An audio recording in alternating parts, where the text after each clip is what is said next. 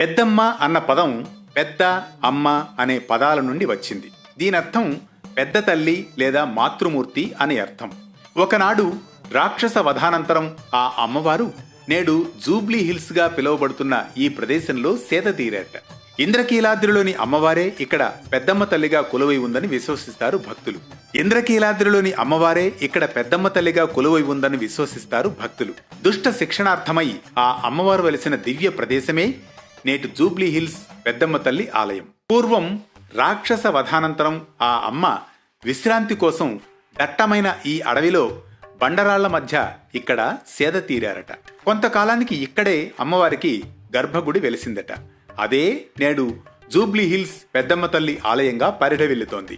ఈ పెద్దమ్మ తల్లి ఆలయంలో గర్భగుడిలో పెద్దమ్మ తల్లి విగ్రహం, తర్వాత నాగదేవత, సరస్వతీదేవి, వినాయక స్వామి, సుబ్రహ్మణ్య స్వామి నిత్య పూజలతో అలరారుతూ ఉంటాయి. ఎత్తైన రాజగోపురం 5 అంతస్తులతో దివ్యంగా దర్శనమిస్తుంది. నవగ్రహాలు కూడా ఈ ఆలయంలో ఉన్నాయి. తెలంగాణ రాష్ట్రం హైదరాబాద్ భాగ్యనగరంలోని జూబ్లీ హిల్స్ లో కొలువైన శ్రీ పెద్దమ్మ తల్లిని మొక్కితే కరుణిస్తుంది, కోరితే వరమిస్తుంది, ప్రదక్షిణం చేస్తే నీడై నిలుస్తుంది. లక్ష్మీదేవికి అంకితం చేయబడిన ఈ ఆలయంలో ఈమెను సంతాన లక్ష్మిగా పూజిస్తారు. ప్రతి ఏటా బోనాల పండుగను అత్యంత భక్తి శ్రద్ధలతో జరుపుకొని ప్రణమిల్లుతారు భక్తులు.